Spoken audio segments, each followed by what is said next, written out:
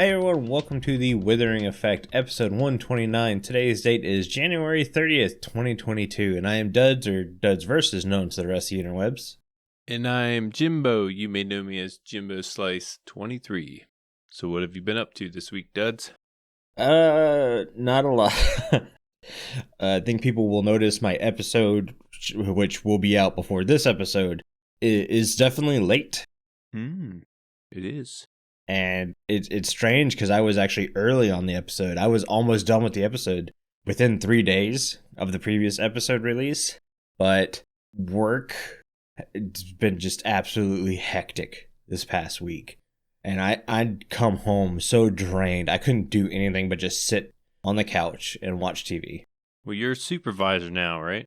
Yeah, Kind of like the boss. So a lot of the responsibilities without the titlement.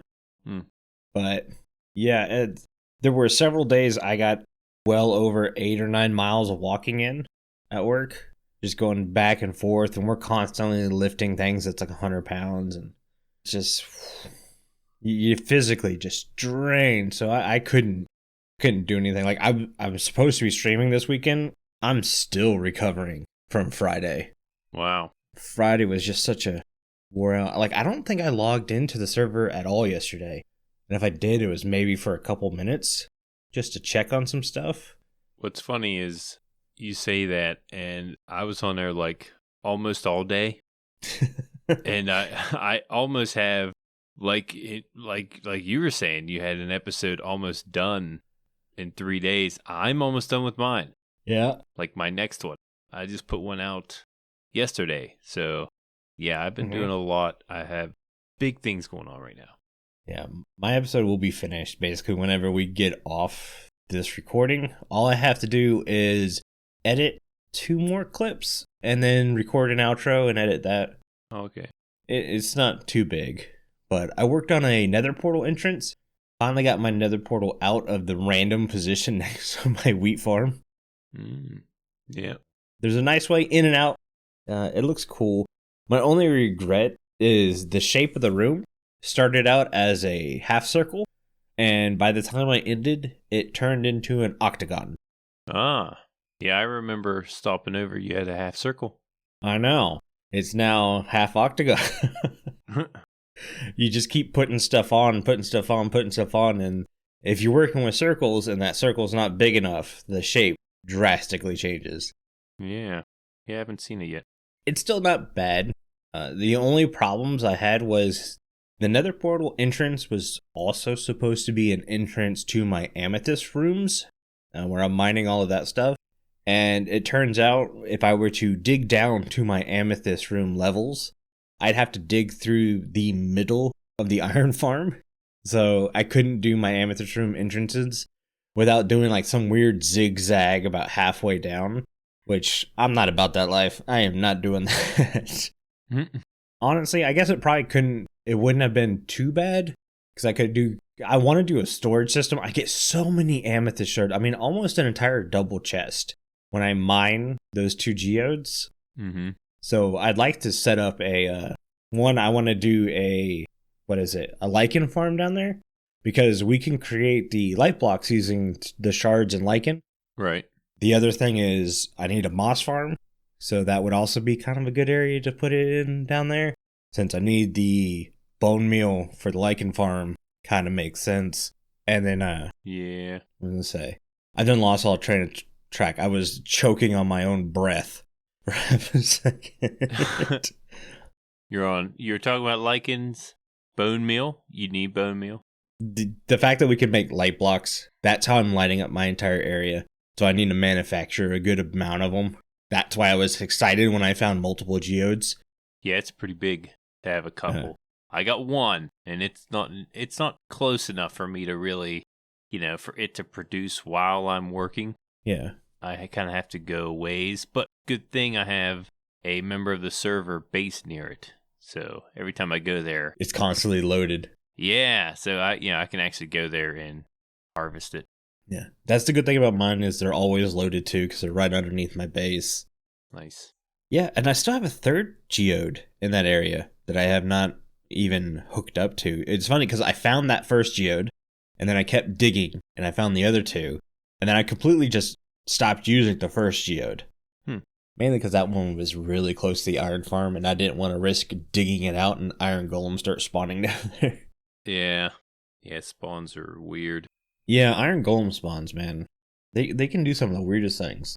I had them all over the place. I knew I'd have to, like, control it. Yeah. Because I have this tree, so I path blocks. They don't spawn on path blocks. That was good. I had to use a lot of slabs and then carpeting, and eventually I got them all to where they don't spawn. And I noticed just above where the platform is, where I have them controlled spawn at, I had these logs up there, and it's spawnable, and they're not spawning up there. So I guess so high from the villagers, usually it's 8 blocks away from the villagers. Yeah. That's where they'll spawn. But above, I think it's a little bit shorter than 8 blocks. I've counted. They're definitely closer than 8, and there were no golems up there the whole time I was trying to, detail my tree. Maybe their heads also have to be within the 8 blocks, and maybe where they were spawned, their feet would be within 8 blocks, but their heads would be out of the 8 blocks, so it's not working. It's like a 5-block range type of deal. Could be right. Yeah, I was going to talk about my week. I didn't know if you're go ahead. Finished there. The only other thing I did was a netherwort farm, and it's all kind of manual stuff, so. Yeah, those are always... I mean, it's nice to have the netherwort, but the fact that it's manual, and I wish there's a way to automate that somehow. I did mine so it looks like a crop field. Like, how I had the wheat? Yeah. The little wheat farm next to the cow harvesting section. Okay. I basically did that with a netherwort. There's no automatic function hidden behind a wall somewhere like the wheat farm. Yeah. It's just a manual netherwort farm, but I decorated it up. I made it look pretty. I put some dead bushes inside of it. I left one of the mossy cobblestone boulders in place, sprinkled a few mushrooms in there with it, and I think it looks really good.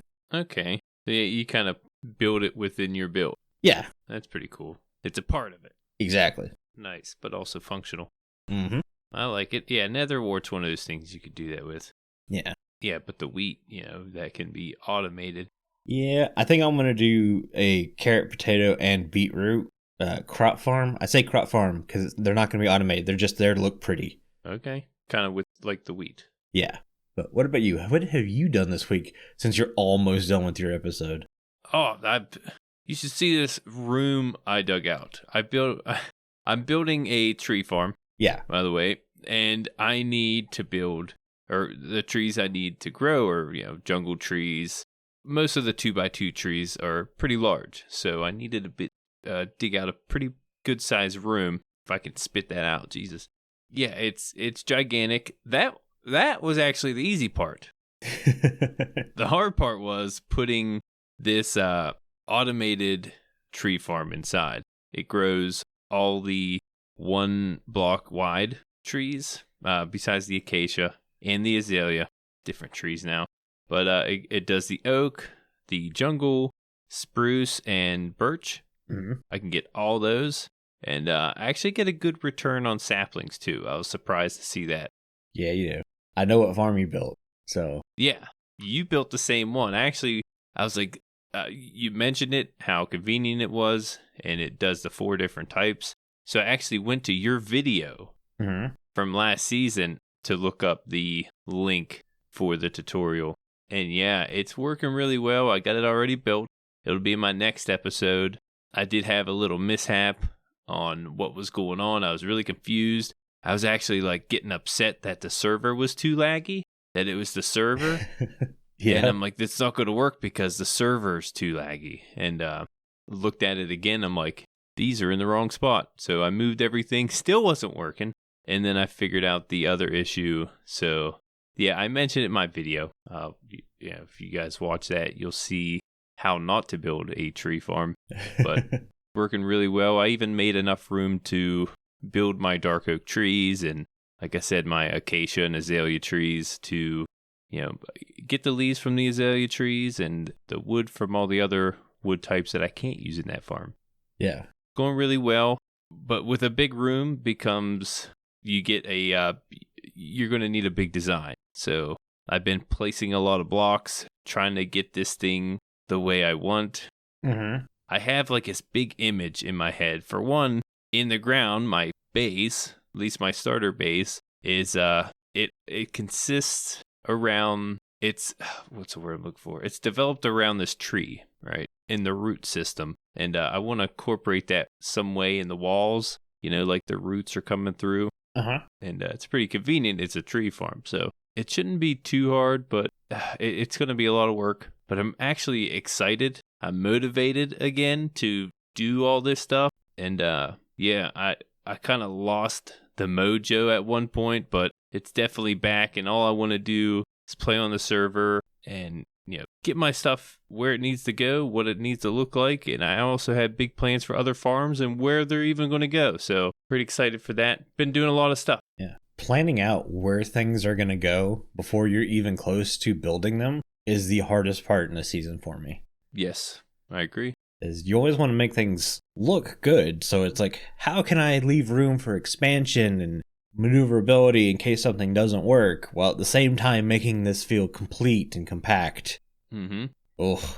And you'd like to have functionality everywhere. You know what I mean? Yes. It's nice to have an aesthetic looking build, looks good and everything, but to have some functionality behind it gives it that little bit extra. That's what I look forward to. Yeah, I feel my dome last season was my most complete functional base that I had ever made. Yeah? The mountain, not so much. The mountain only housed a storage room and a furnace. And the fact that it wasn't that close to the dome, I still had to travel by rail to get between them. Yeah. Kind of hurt me a little bit there. But I keep thinking about my season, and that might be happening again this season. At one point in the season, I'm planning on basically moving out of my taiga and doing my normal kind of duds base. We're gonna build underground and make a completely functional base and stuff like that, just because that's what I like doing. Yeah, it doesn't leave a great footprint on the server. People can't just look at it and go, wow, this looks awesome. It's kind of just like, nope, here it is. It works. It's great. I love it. Blah. Mm-hmm. My main thing is get all my automated stuff in the ground. Most of the time, these farms, they're not easy to build around to make it look pleasing to the eye. If you build it in the ground, it makes it a little bit easier. Well, I mean, there's little things you can do to make farming areas look pleasing. Like you look at Carl last season. Yeah. He built up some walls or whatever. It wasn't overly decorated, but it was clean and sleek, and that was it. You don't have to hide the redstone. You just need to build the redstone with some good-looking blocks, and you'll be all right. Yeah, make it look clean. Yeah. We're not as clean as Carl, though. The dude is meticulous. Mm-hmm. I'm not a fan of people who just kind of plop redstone builds around, and they don't tie them together, intricate them, or try to decorate them. It's just, plop, there's a farm. Yeah, I feel like that's something you do when you play by yourself on like a single player world. Yeah. And you're just messing around. Maybe, if you have like a hardcore series or something. But I feel like when you're on a server, and you're trying to make content, you kind of expect to see a farm that's, well put together, well designed. It has a nice look to it. Exactly. You want people to be able to look at your builds and get some kind of entertainment value out of that too. Right. I'm trying to think, like, there are some builds that are extremely hard to decorate, that's for sure. Like the giant mob farms, the flushing systems. I used some of that for a creeper farm in my single player world, and I struggled with, like, well, how am I going to decorate this and still be functional? I couldn't find a great way. So the way you do that is you do what I call the Carl Rides way, and you use clean, aesthetically pleasing blocks like straight up concrete. All the trap doors or whatever you're going to use the same. Redstone lines are on colored pathways. Mm-hmm. You got to do that. If you place in a bunch of cobblestone down, different color, if you using spruce and dark oak and acacia, whatever you have, nah, that's fine for single player world or if you're hiding it underground. Right. But I wouldn't want that in my base. I wouldn't want it in the middle of walking around next to my house. There's this, I mean, I had the cobblestone cow farm for maybe 7 hours before I went, ugh, bleh. Gotta put this somewhere else. Yeah. I guess, should we go ahead and hop into the news? Yeah. Because we actually have a tiny bit. I got this frog in my throat.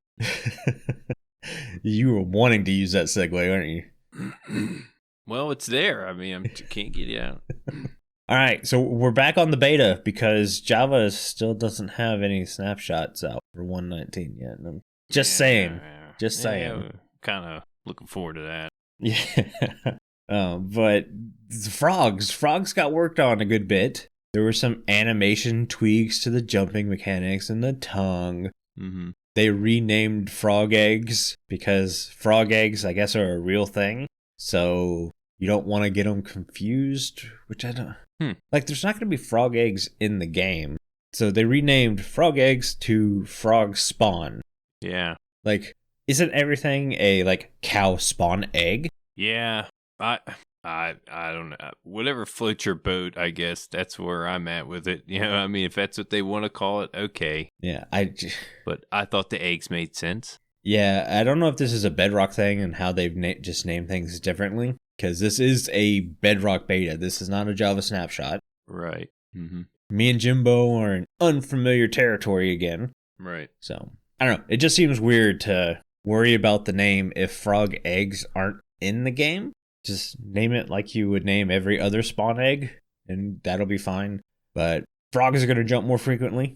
They're going to bounce around, which I guess is cool. Yeah, I guess it was I don't know if there was a complaint, but people worried that the frogs are just moving around too slow, you know, and if they're jumping around more frequently, then they can actually move a little bit quicker because their walking animation, they're pretty slow in that sense.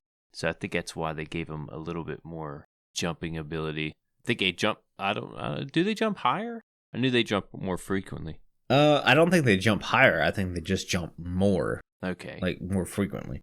So I'm reading a little bit longer, and now I'm seeing some stuff that's making sense. One of the changes is the time for a frog spawn to hatch into a tadpole has been increased. So frogs do lay eggs in the game. They just don't come out as tadpoles. See, I never heard that. All I knew is that we had tadpoles to frogs. It looks like now we have frog spawn to tadpoles to frogs. Mm-hmm. Yeah, they mentioned the eggs. It was a while ago. Yeah. They didn't bring it up in the, what was it? Minecon. Yeah, in Minecon. I don't even think they gave us tadpoles.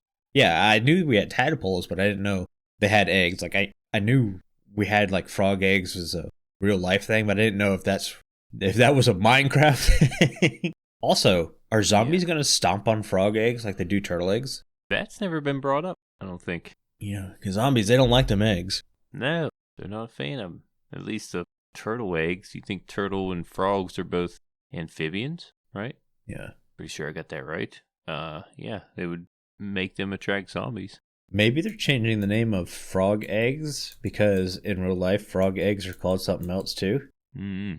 I'm typing really slowly so Carl can edit my clicks out. I notice when they do spawn from the eggs or whatever you want to call it, the tadpoles kind of like pop out of there. Yeah. You know, they're kind of hard to control where they're going to go. You kind of need a big area of water to keep them from actually popping off a few blocks away onto land. Oh, yeah, and they're called frog eggs. Huh. So yeah, there's going to be some confusion around these names, I can already tell you. But they did mention that tadpole hitboxes are going to be larger. So I guess they'll be easier to scoop up with a bucket. Yeah, when they're flopping around on the ground. Yeah. Yeah, make sure you get enough water around them to avoid that. They did change the texture on the frog spawn. Yeah, I couldn't find a picture of it, though. Yeah, I didn't really notice a change. It might have been a slight thing. But then again, like, it's been a while since we saw these frog eggs or frog spawns, so...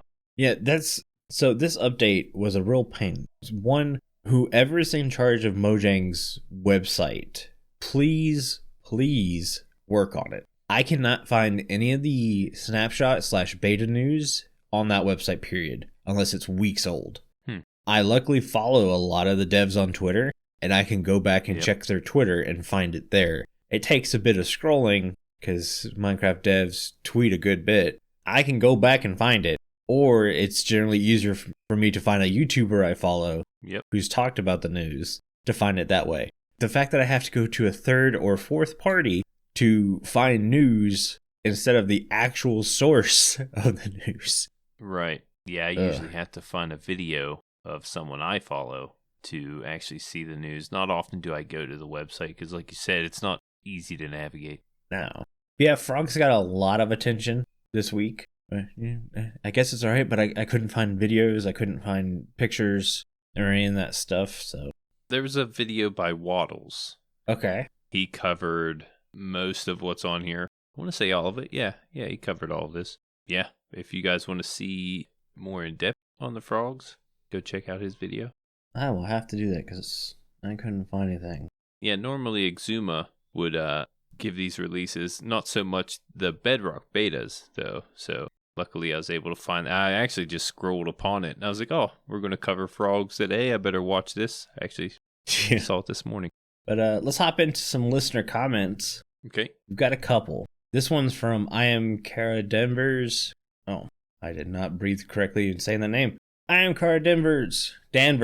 Words. Dozen Jimbo, now that the entirety of Caves and Cliffs, in name at least, has been out for a few months, how would you say it ranks as an update in comparison to other Minecraft updates? Ooh, this is tough. Yeah, I like to start off by maybe scaling it, like putting it on a tier, like S tier, A tier, B tier. I'd probably, as of right now, I'd probably give it a B. I don't know, maybe a B plus. Mm-hmm. Yeah, the best parts are yet to come. Like, I feel like when we had the Caves and Cliffs coming out earlier, we had the Warden and the Deep Dark coming with it, and that is a completely different update now. And the fact that this had two parts, we got, your Azalea or moss blocks. You got bits and pieces of it in the first part, and then Deep Slate. Yeah, the Deep Slate. That's a big one, actually. Mm. That could move it up to an A in that case. It's not the best. It's not the best update. No. But yeah, there are some things that I don't like. Well, there's not too many things I don't like. There's other updates that have been I've been way more excited about than this one. Yes. Not trying to diminish this update, because technology-wise, this was probably the biggest update for Mojang to do. And the fact they were recoding worlds. Yeah, right. Like, massive amounts of recoding and stuff. Right. It did bring the best update to the game, which is mobs no longer spawn unless it's 0. Yeah. That, to me, that's a quality of life update that was desperately needed. Yeah, it was huge. Mm-hmm. That is a huge part of this update. That being said, it's still 3 updates. Yeah, I'm going to put the Wild update as part 3 because we were supposed to get the Deep, Dark, and Warden in the first update, then the second update, and now we're having to wait for another update. And I get it keeps changing and growing, and I'm not going to, complain. Like, when you're putting it in aspects to other updates, to me, the best update so far is 1.9 because we get an Elytra and we get shulker boxes. 2 things that are daily uses in the game. Those are huge updates. Right. Then you have the 1.14 Villager update, which drastically changed the way how we enchant tools and weapons and stuff that we use on a daily basis. Redstone update. That's a massive update. I don't think I'd be playing Minecraft if there wasn't Redstone involved. Right. Just the way to automate the game. Mm-hmm. Just engineer different contraptions was huge. And when you look at the best things about this update, the terrain is absolutely stunning. Love it. Love the terrain. But it's terrain we've seen builders build already. Yeah. So basically this update was mainly for people who don't build that kind of terrain.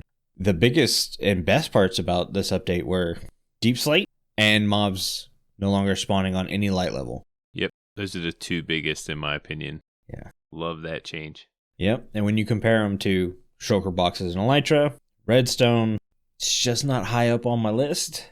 Mm-hmm. I'm not trying to put the update down. I think it's a very good update, and I have enjoyed the update. minus the tons of ravines I keep falling in. Hmm. I don't know why there's so many ravines. Yeah, I mean, if you're an explorer, this is huge. I mean, well, I like to explore, and this is definitely a huge update. But yeah, compared to others, it's not, I don't know, as appealing. I mean, you kind of seen it coming. Yeah, I'm not an explorer. No, yeah, exactly. I don't know. I really enjoyed this update, but it hasn't really changed the game too much for me. I'm kind of doing the same things I've been doing. Mm-hmm. The world looks great. Don't get me wrong. The world looks amazing. All the generation, it's awesome. Love it. Love the mountains. Love the caves. It kind of changed in that sense, but besides the gameplay, the gameplay's still the same. Yeah, that's what has me worried about the wild update. We're seeing some cool stuff. We're seeing swamps get overhauled. We're seeing the deep dark and the warden coming, but we still know very little about this update, and I'm afraid it's going to be like the Nether update. The Nether update was a huge, drastic change. Oh yeah. Did it change how you play the game? It did in the Nether. You wear gold armor around a lot more than usual, don't you? Mm-hmm. Change that, and the way you get around in the Nether. You got to be more cautious in other areas. The Nether's a pit stop still. I'm not going to live in the Nether. I'm not going to hang out in the Nether. I'm going to get my stuff and get out. But there's more to pit stop for. There is more to pit stop, but not a ton for me. Like Warped Wood, yeah, I'll pit stop for that. I rarely engage in bastions. I was just going to say that. I think I've been through 4 bastions already, and maybe 5.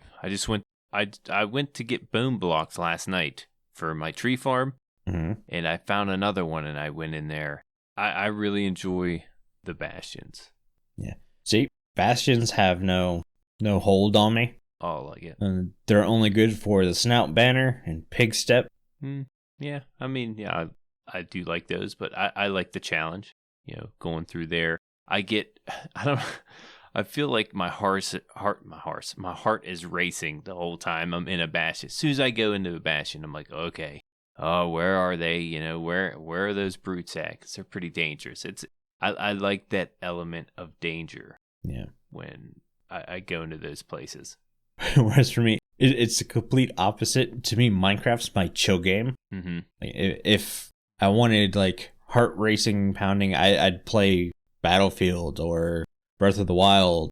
But that's the beauty of the game. You know what I mean? You can make it a chill game. There's the chill aspect. There's that danger element. There's a little bit of everything. Yeah. That's what I'm getting at. These aren't bad updates. They're just not top priority updates for me. Mm-hmm. So for some people, this 118 update was probably the best update they've ever seen. Mm-hmm. For me, it's like, okay, great. Thanks for changing the mob spawn thing. That's huge. Mm-hmm. But other than that... Yeah, there's always going to be those awesome changes in every date or update. So, yeah, we got a couple here, and I'm pretty happy about it.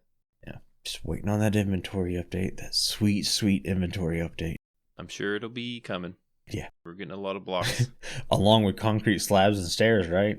Well, we already know what's going on there. Yeah, there was another comment that we had on our Discord I wanted to bring up. I wonder, are you hitting at this too? Yeah, I was just about to hint at it. Yeah, so Stan Jr. and Link's Fire were throwing ideas off of each other for a new mob in the game. And I really liked one aspect of it that I think would actually work out really well in the game. And the mob was a ghost, but not like a Vex ghost or anything like that. A ghost that you could befriend that could then take you to your items once you died. Okay. Yeah, I saw this thrown around in the Discord. The first thing I think about when I hear of ghosts is the soul sand. When you walk across soul sand or soul soil with your soul speed, you kind of get like a spirit that comes up out of the ground.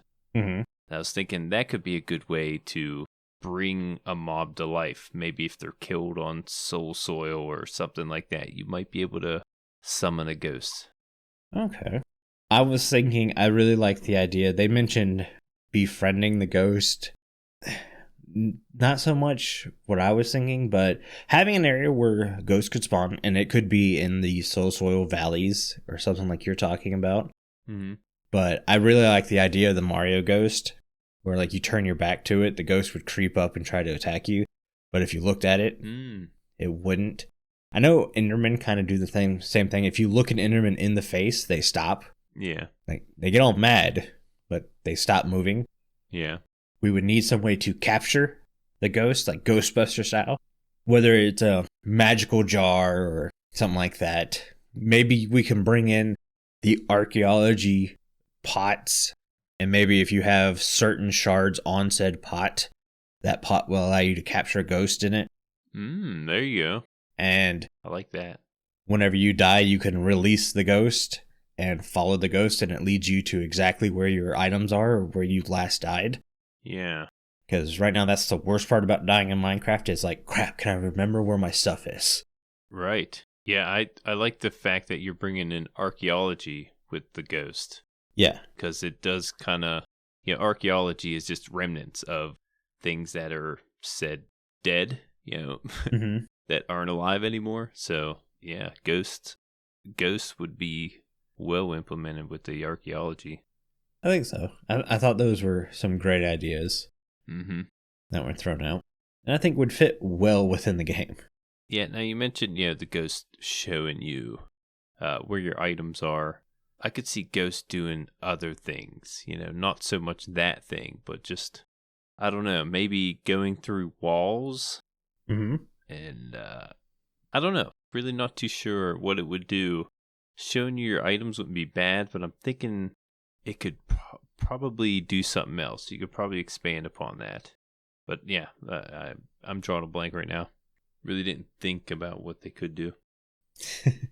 Yeah, I figured they could be like an Eye of Ender, how you throw it up and it tracks the nearest stronghold.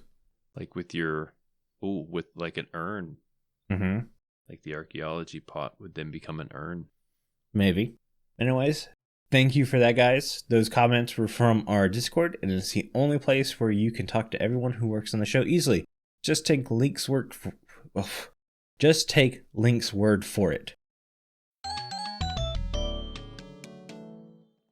Hello there, miners and crafters. This is Link. Come and join me on the Withering Effect Discord. It's a great place to hang out with the people that work on the show and other fellow listeners like yourselves.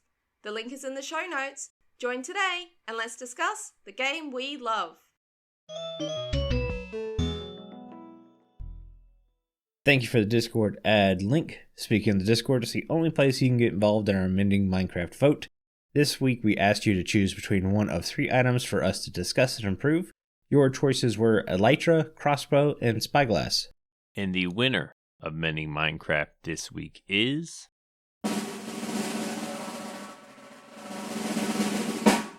crossbow. I would have guessed the crossbow. Yeah. To be honest. I think it needs the most improvement, actually. I forget the crossbow exists in the game. Yeah, same here until I come upon it and I'm like, oh, crossbow. Do I need one of these? No. The crossbow got 30 votes. No surprise. Spyglass was in second with 17 votes and elytra was 7. So a few things on the crossbow. A crossbow is a ranged weapon similar to a bow that uses arrows or fireworks as animation. Can be crafted with 3 sticks, 2 string, 1 tripwire hook, and 1 iron ingot. I always forget you can craft these things.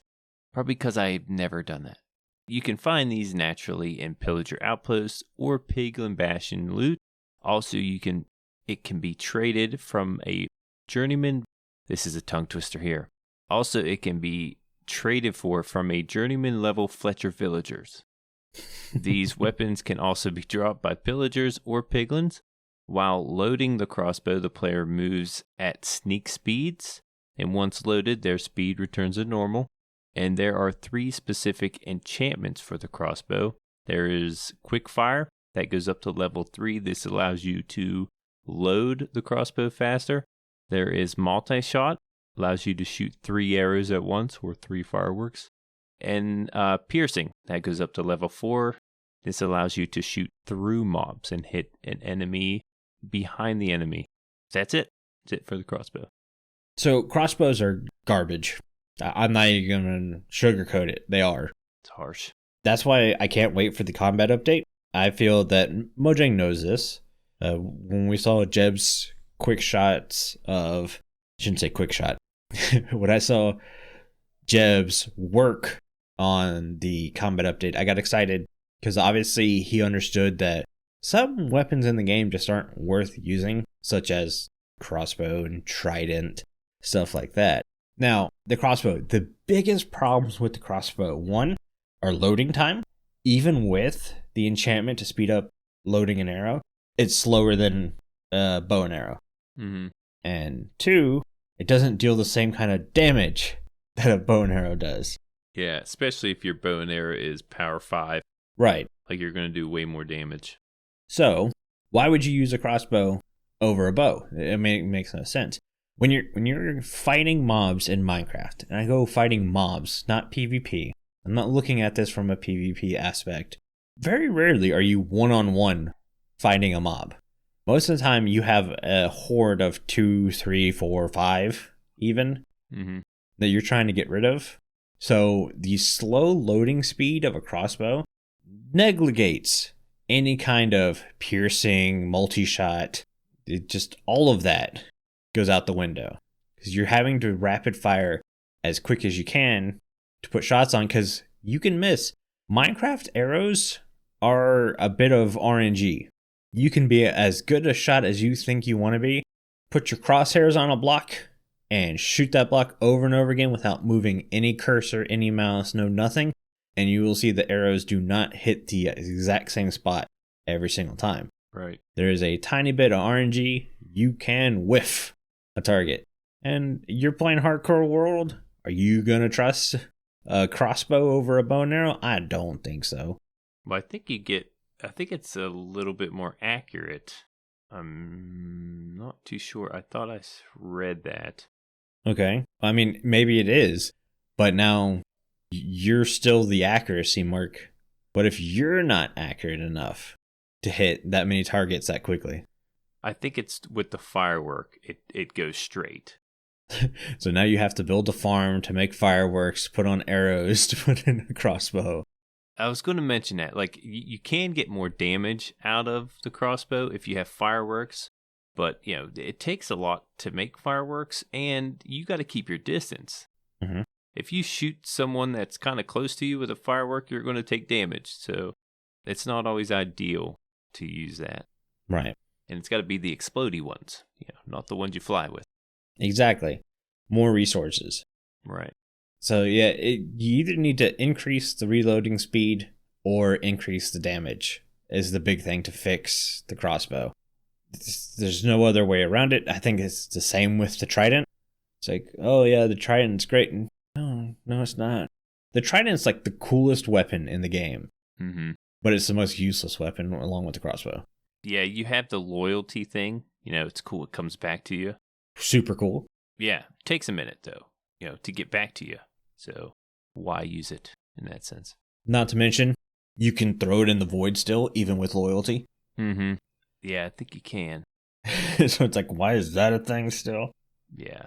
I don't know. So my other fixes, they had nothing to do with reloading speed or increasing damage. I thought, what are some other ways we can make the crossbow better without changing those stats? The one everyone mentions is throwing the spyglass on the crossbow. Yeah. You mentioned it's more accurate. Might as well turn it into a sniper. Yeah. So there's that. Yeah, maybe you get a little more distance. Mm-hmm. The other thing I was thinking about was if we ever could get rope in the game, it'd be nice to turn that into a nice way to put rope in areas. So you want to climb up a wall. So you fire a crossbow with a rope attached to it, and now you can climb up the rope. Like Batman. And on the same aspect, what if you could tie a torch to an arrow? So like you need to light up an area that's high up. What if I could just shoot a torch up there? Yeah. That would light the area up for me. So you're turning this weapon into like a tool. Right. It's no longer considered a weapon. It's a long-range placing device at this point. Yeah, give it multiple uses. to have people use it. As a weapon, it's not. Yeah, it's not very appealing.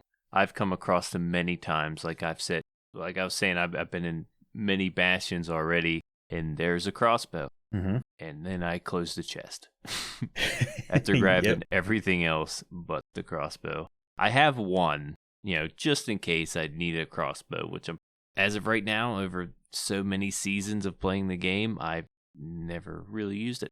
I find the bow way more convenient. I gave the crossbow a fair shake last season. I used it for about a week and a half as my main ranged weapon. It was horrible. I had the best enchantments you could throw on one, except for multi-shot. I've never liked multi-shot. And the fact that it would take 4 or 5 arrows to kill a mob, I was like, no, we can't have this. This is not good. I could see it being the most useful if you have multi-shot and fireworks. Yeah. Now, like I said before, this, it takes a lot of resources to make all those fireworks, but you could probably clear out a pretty big area a lot quicker with something like that. You probably could. But are you going to have it in your inventory? No, you're probably special uses in that case. Yeah, and that actually ties in perfectly for what I wanted to talk about this week. Right. Let's do it. Before we go, I just wanted to mention how funny it is how we can't talk about the crossbow without bringing up the trident. I just thought that was funny. It's very true. I'm like, wait, we're not supposed to be talking about this. When you think of useless items, I can find better uses for a poisonous potato than I can a crossbow or trident.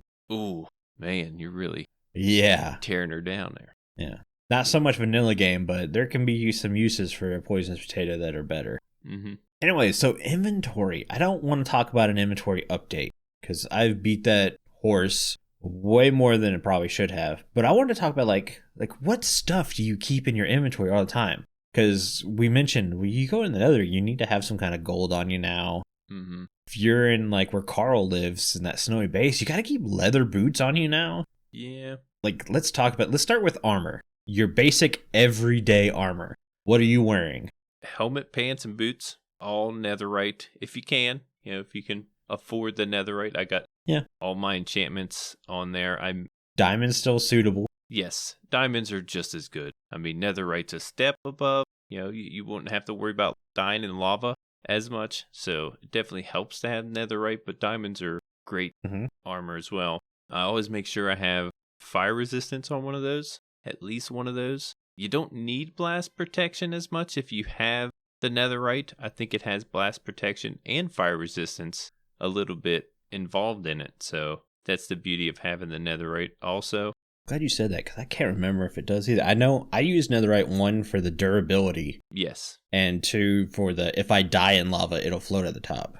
Yeah, those are the main 2 things, but I think it's got a little bit of built-in enchantments involved. So try to get netherite if I can. It looks cooler, but this season we're trying to, we have a mod that makes it invisible to where you have all the protection, but you can actually see your skin. So, and I don't wear a chest plate normally. I wear my elytra.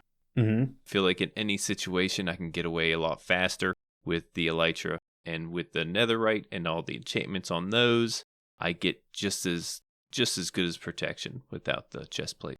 Yeah. I'm much more weak. So I wear gold boots, which is already a downgrade. But my gold boots are decked out, obviously, with Depth Strider, Feather Falling, Protection 4, all the good stuff. And then I have netherite pants. Again, diamonds are perfectly suitable. I only get netherite when I'm like, hey, you know what? I'm bored. I have about an hour to waste on the server. What can I do? Let's go mining for netherite. So I go dig. Mm-hmm. Usually within an hour, I can get 4 ancient debris. At least, yeah. Yeah, that can get at least one thing suited up. My hat this season, normally I would just wear a netherite hat, but I have the special hat from Winter, which has Aqua Infinity, Respiration 3, Protection 4, but it's a pumpkin. Mm-hmm. So I get no armor protection out of it. Yeah. And again, I'm an elytra guy too. So I am significantly less decked out than people. I never noticed in your episode, I have to look now, what your armor is. I think it's like 4. Oh, okay. Yeah, elytra, without the chest plate, I think it takes like 3 or 4. It's big. The chest plate's a huge thing. Yeah, that's like your biggest protection. Mm-hmm. It's nice to have it early game, but once you get the elytra. Mm-hmm. Now you mentioned you have gold boots. I have a pair of gold boots. I always keep in my ender chest. Mm-hmm. That's one thing I always have in my inventory. Not on my hotbar, but in my inventory, I always have an ender chest. Same. And that expands my inventory by a ton. 27. Yeah, 27 to be exact. Along with the shulker boxes, I have spots for my shulker boxes. It's very convenient to have at least one ender chest in your inventory. And then inside my ender chest, I have a bunch of ender chests. So if I need more, there's more inside there. I keep ender chests in my inventory. I keep multiple ender chests in my inventory. I don't keep ender chests in my ender chest. I probably should. That makes more sense. So not including the hotbar. In my inventory, I have a bucket of water, an ender chest, a arrow, what was the other one? Scaffolding, bed, and crafting tables. This is in your inventory, not your hotbar. In my inventory, not on my hotbar. Oh, and I now carry a clock with me because my base is not lit up at all. I found a clock day 1 on Ripple Effect, so I keep it in the top left-hand corner of my inventory. So basically now I have a watch. Yeah. Be cool to just put that on your player. Yeah, I usually in my inventory, there's my ender chest. I keep one arrow because infinity is OP. Yeah, a water bucket can be in my hotbar, but a lot of times it's not. And ender pearls also. I always keep them to the side. I never need them all the time, so always keep those in my inventory. No bed, no clock. What else did you say? I think that was about it. Scaffolding? I keep scaffolding in my inventory. No, I usually don't have scaffolding. I don't think I made any scaffolding yet. If I have a block on me, I'm going to use that for scaffolding. Unless there's a project I know I'm going to be at for a little while, so. Yeah, for me, the scaffolding's emergency hide. Mob chasing me, I throw it down, I can stack all the way up, get out of range. Ah, yeah, you don't have to worry about jumping. Just throw them down. Exactly. Good idea. Good reason to have it. But let's go to hotbar, because everybody has their hotbars set up differently and specifically. If you're one of those people that just put items anywhere, weird. Yeah. What's in your first slot? We'll start with your first slot. First slot's sword. Mine's my pick. And normally it's my Silk Touch. I have my Fortune 3 in my ender chest. I keep my Fortune 3 in my ender chest also. Kind of same in that aspect, but yeah, my number 1 spot is definitely my pick. And then in my 2 is my sword. My number 2 is my pick. Silk Touch, netherite pick. Okay, kind of similar. What's on your sword? Do you go smite or sharpness? I do sharpness, sweeping edge, looting 3, knockback. I think that's it. Same here. I don't like fire aspect. At all. I like knockback because if you get overrun with mobs with sweeping edge, you can kind of push some of them back. Yeah, those two I feel like are a must. I always go sharpness because, for one, I do have a fire aspect. That was an accident. It was kind of on my sword, and I didn't want to get rid of all the other enchantments just to get rid of that. So I kind of stuck with it. Even my bow, besides the infinity, which is a must, I have flame. It's called flame on the bow. Yeah, I can attest to it. You have flame. I do have flame. Yeah, and I normally have flame on my bow and not my sword. I don't like flame on a bow, and I don't like punch on a bow. Oh, I always have punch too. I hate punch. I'll be trying to shoot something, and then you hit it, and now that mob has moved, so you have to realign and try to shoot it again. I noticed when I was in the nether, and I'm trying to get wither. I see a wither skeleton. I'm like, oh, let's see if I can get his head. I'll hit him and knock him off the whole platform. See? And I'm like, no, there he went. I can't get his head. Yeah, that does hurt you in some cases. You're right. But my number 3 slot is my axe. Same. Always keep my axe at my number 3. That is such a valuable weapon. If you don't want to hit more than one mob, if you want to concentrate on one, you can take them out with the axe, and it does a lot of damage. Not only that, I always put smite on my axe, and I keep sharpness on my sword. Don't have smite on my axe. I have silk touch on my axe because sometimes I'll get lazy and don't want to get a hoe or shears to get leaves. Mm-hmm. And I'll just chop it with the axe. Same here. I got silk touch on my axe. If the sword didn't have sweeping edge, I probably would have switched to an axe as the main weapon. Just to open up inventory space, really. Yeah, and at the beginning of a world, I never make a sword until it's diamond. Like, your axe is such a valuable and potent weapon. You know, it does a lot of damage, so there's no reason to have a sword until you are able to get those enchantments. Yeah. I was one-shot cows most of the time early in the game with my axe. Yeah, with a wooden axe, if you do a critical hit, which is a jumping hit, you can kill a cow. It's crazy. Not with a sword. But what's in your fourth slot? My fourth slot changes. So it'll either be torches or fireworks. Okay. I rotate those two in and out. I have my shovel. Always put my shovel in there. See, that's what I forgot to mention. My third slot is an axe, but I keep the shovel above it and rotate the shovel and axe in and out. Okay. Because I found if I'm chopping wood, I usually don't run into the part where I need a shovel. If I'm mining somewhere, I'm not chopping wood, so I can get rid of the axe, put the shovel in there. Okay. Yeah, that makes sense. Yeah, I always kept my shovel close, you know, in case I need it. There's times, like, for instance, now you have the snow you have to get through. Yep. What is it?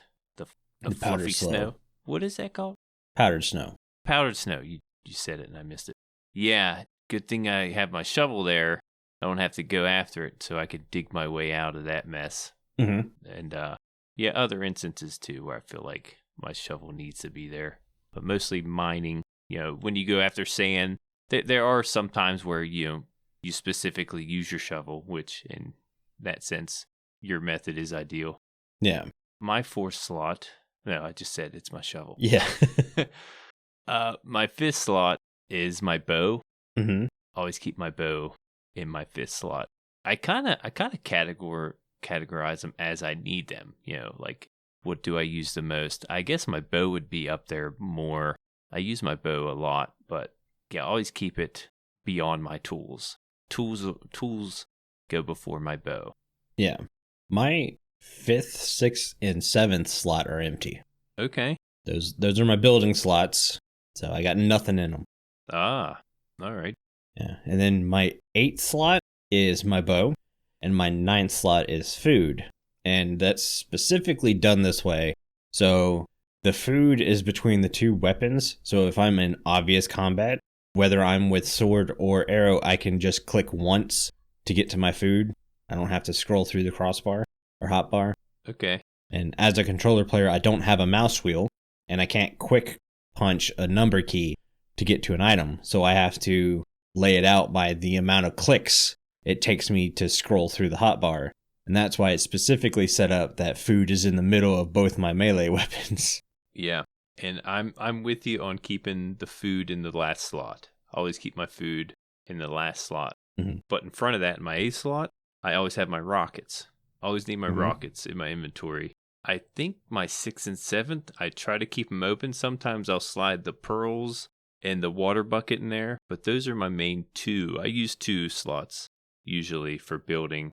When I'm building, you know, sometimes I'll move other things. Like, I'll move my bow up and take my shovel out if I'm not going to use it. Yeah, that's the problem with inventory. You know, there's a lot of blocks you want to build with nowadays, and there's only you need those other. There's your needs. You need your pick. You need all this other stuff in your hotbar, and it only leaves so many slots for building blocks. Yeah, and that's why a little irritating. My inventory fix, I think I've been saying it for a year now, is to have, instead of 1 hotbar, have 4 hotbars. You can just swap through inventory-wise, cycle through. So you have like a weapons hotbar, then a building hotbar, maybe a food hotbar or something like that. I think that'd be nice. Yeah. Definitely change the game. Yeah. I always like that fix. Yeah, I'd like to hear from everyone else, see what their hotbars. Yeah, show us your hotbars. Yeah. Take a picture of your hotbars. Send them in Discord. Kind of curious how much we're alike or how weird you are. They're probably thinking we're weird. Yeah, maybe. I'm sure some are similar. Yeah. But yeah, I had fun talking about that, actually. Yeah, it was a nice topic. I was thinking about that the other day. Mm-hmm. I think that's going to do it for today's show. Before I have Jimbo read us out, I want to say a huge thank you to all of our patrons who are supporting the show. Our milk level patrons are Aubni, ChiefBigBear, Crock, FragileRock, KC Plays Games, Obeep, viperoustuna, and WyreGuy. Holy cow, guys, the list is getting long enough I had to take a breath in the middle of saying those. Yeah. If you too would like to get access to exclusive benefits and hours of extra content each month, please consider joining at patreon.com/thewithering effect. And if you like the show, you can share it with all of your friends and on social media. If you listen on Spotify, rate and follow us, or so you never. Oh, this is that new part. It's that new part. If you listen on Spotify, rate and follow us so you never miss a future episode. Or if you listen on Apple Podcasts, leave us a nice review. Doing any of these really helps the show reach more listeners. If you'd like to get in contact with us, send an email to podcast@thewitheringeffect.com. Tweet us, leave a voice message, or join our Discord where you can have a chat with everyone who works on the show and fellow listeners. Also, share your hot bars. Yeah. All the links will be in the show notes. This show has been brought to you by Jimbo and myself, but also our digital producer, Carl. He helps make sure the show ends up where it should be. And the amazing music you hear in the intro and outro is created by the one and only Decoy. Everyone's social media info can be found in the show notes. You guys have been awesome. Thank you so much for getting withered with us. You should probably go drink your milk now. Bye. See you guys.